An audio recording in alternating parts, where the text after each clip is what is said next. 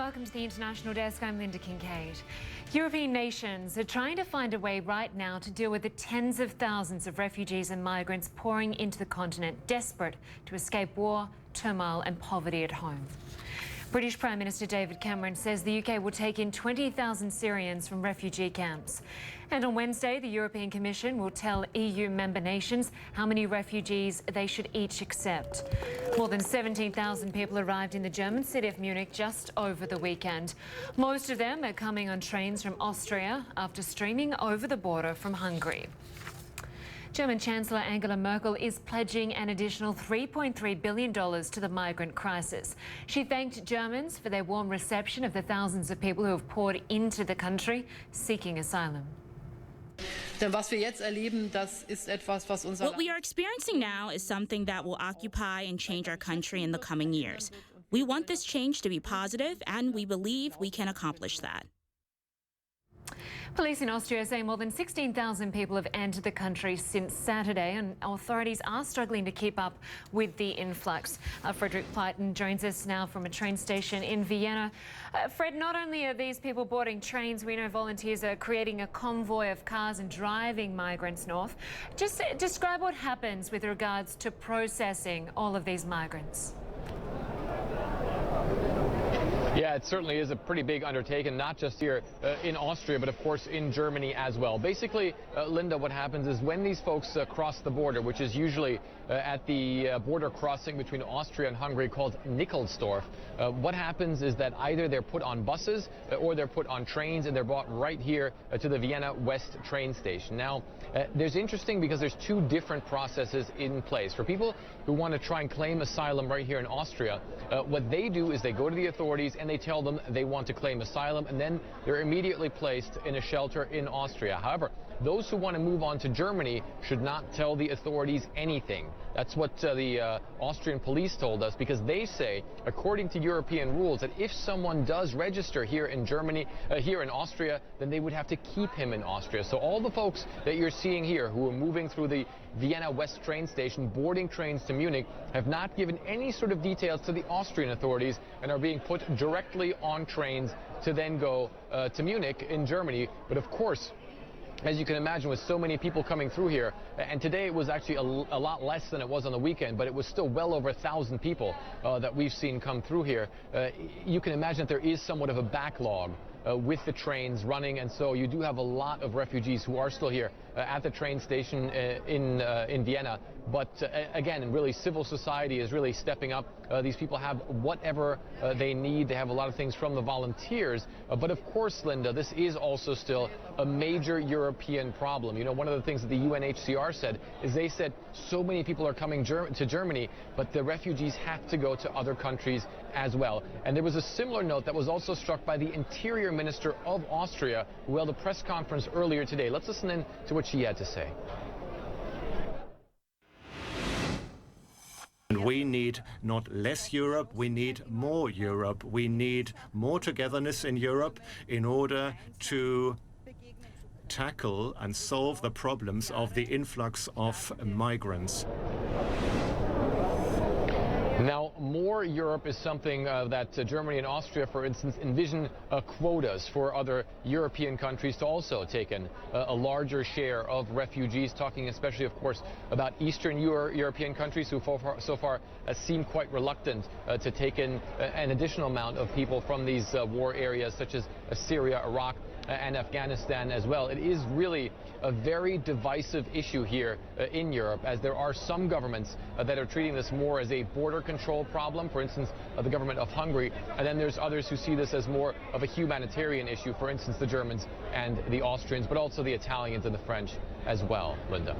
And of course, looking at Syria, the people that are fleeing there, we know millions have already fled that country. Many more want to leave and come to Europe. What does this all mean for the future of Syria? And could this refugee crisis in Europe be a turning point? Could more European countries become involved in finding a solution in Syria, especially given the fact we've already heard that France will consider airstrikes? Well, you know, that's a very good question. I mean, one of the things that the German government, Angela Merkel, both her and her main coalition partner said, is they put in place all sorts of measures to try and help the refugees settle here in Europe. Obviously, that additional money that you were talking about, also additional police forces to try and coordinate things, also more volunteers that the German government will fund as well. But they've also said we need to do more to tackle the crisis in Syria and in other places as well. And it's interesting because you do see a lot of very young men coming in here who are sort of at that age when you would get drafted into the military. And we do know that there are many Syrians who are leaving their country. So in order not to get drafted in the military, or in order not to get pulled into some sort of militia from opposition forces, there's a lot of people who are trying to get out. But still, of course, that conflict is in a full rage. And one of the main problems that there still is going on is that the international community still has not found a common way forward to try and tackle the Syria crisis. If you look at, for instance, Iran and Russia on the one side, and then the U.S. and its allies on the other side. So it's still pretty far away from that. But certainly, Europe and Germany in particular have said today that they believe that more needs to be done to try and get these regional conflicts to end so that they won't have a crisis like this on their hand in an open-ended way, Linda. Some good analysis there. Fred Pleighten in Vienna, Austria. Thank you very much. Other countries in Europe are stepping up to relieve some of the burden. French President Francois Hollande says his country will take in 24,000 refugees. And he also says France, as I mentioned, will start attacking the problem at its source by going after ISIS in Syria. CNN's Jim Bitterman is following all of this in Paris, and he joins us now. Jim, how did they come up with this figure of 24,000 refugees over 2 years? Well, in fact, that's the 24,000 is the French share, according to the way they're going to share this out. President Hollande told us this morning that, in fact, Jean-Claude Juncker, the president of the European Commission, will be looking to resettle 120,000 refugees. This is what they believe they'll have on their hands, and that will be shared out among the European countries, and it's done on the basis of the population of the countries, the unemployment rate in the various countries, and that sort of thing. So each country will get a share. The French share is 24,000. Now, just in the last hour here, Linda, we've heard from the French Interior Minister, and he spelled out some very specific terms that kind of dovetail with what Fred was saying there about burden sharing. Basically, the French have already sent two government agencies, representatives of two government agencies, as well as translators to Munich. And they are going to be looking for 1,000 refugees that they are going to screen, take over the screening burden from, for at least those 1,000 from the Germans. And those 1,000 refugees, according to what we're hearing from the Interior Minister, have to be of Iraqi, Syrian, or Eritrean origin. They will be brought to the Ile-de-France, that's the Paris area, where they'll be screened over a course of what he hoped would be a week or slightly more than that, but not too much, not too long, and then be resettled in various communities around France. And as part of that resettlement process, he's also told us that, in fact, they're going to be having a big meeting of all the mayors that have expressed a willingness to resettle refugees and asylum seekers in France. They'll have this meeting on Saturday here in Paris in order to talk to them and explain what the modalities exactly will be. Now, President Hollande said this morning that is just one of three parts of this equation as far as he's concerned in addressing this influx of refugees. Basically, he said that finding them a place to live now. Then next is to go to support the countries that already have what, by his calculus, 4 million refugees, countries like Turkey and Jordan and other countries in the Middle East, to go to their aid and make sure that they get aid to help the refugees that are in camps there. And the third thing is he said we should go after the root problem here, and that is to strike at ISIS in Syria. Up till now, the French have only been striking at ISIS targets in Iraq. Now he says they're going to do reconnaissance missions, which could lead to airstrikes in Syria. Here's the way he changed the policy. As of tomorrow, there will be reconnaissance flights together with the coalition, because it is the condition for us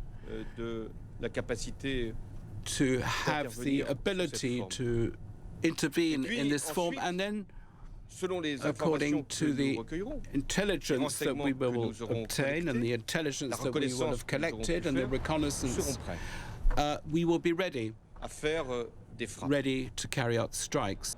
Certains And Hollande ruled out this morning any idea that French ground troops would be involved in either Syria or Iraq. Lynda?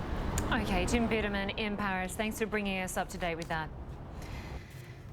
British Prime Minister David Cameron says the UK will resettle 20,000 new refugees. He discussed his country's response to the migrant crisis before Parliament a short time ago.